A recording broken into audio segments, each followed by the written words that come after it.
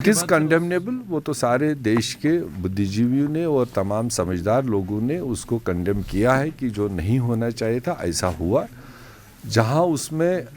अगर किसान लीडरों की बात आप देखें तो वो कहते हैं हमारे बीच में इन्फिल्ट्रेशन की गई, अदरवाइज़ हमें कोई वायलेंस करना होता तो 65 दिन से हम बाल बच्चे समेत सड़कों पर थे तो हम उस वक्त वायलेंस कर लेते।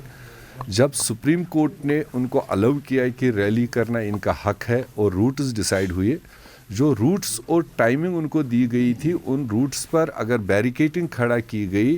तो वो भी एक जांच का विषय है। और पुलिस ने बरवक्त कार्रवाई क्यों नहीं की, खासकर मैं कहूँगा लाल किले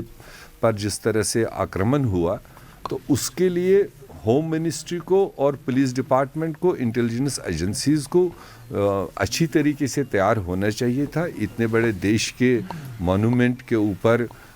जिस तरीके से लोग गए वो ऐसा नहीं होना चाहिए था। और अब भी हमें उम्मीद है कि मरकज़ी सरकार और जो इसको डील कर रही थी कि उसमें जो मुलव्वस लोग हैं जिन्होंने अनलॉफुल तरीके से वो एक्टिविटीज़ की है उनको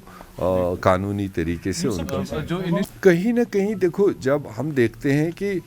किसानों की जो जायज़ डिमांड्स थी वो तो सारा देश समझ रहा था,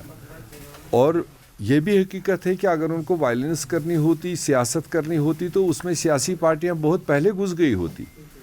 तो 65 दिन उन्होंने ऐसा नहीं होने दिया, तो 66वें दिन में जब उन्होंने बारहा कहा था कि हम ट्रैक्टरों की रैली करेंगे और इस देश के त्यौहार में शमूलियत करेंगे और खुशी से करेंगे, सुप्रीम कोर्ट के डायरेक्टिव के मुताबिक करेंगे, तो मुझे नहीं लगता है कि उनके नियत में कोई ऐसा अनटूवर्ड होगा। मगर कहीं ना कहीं उसमें दूसरे लोग जो घुस गए, जिन्होंने उस आड़ में अपना टारगेट पूरा किया, वो देश की सुरक्षा एजेंसीज़ का काम था उसको आइडेंटिफाई करना, उसको देखना। और अब भी हमें भरोसा है कि उनको आइडेंटिफाई किया जाए और they will be book under the law.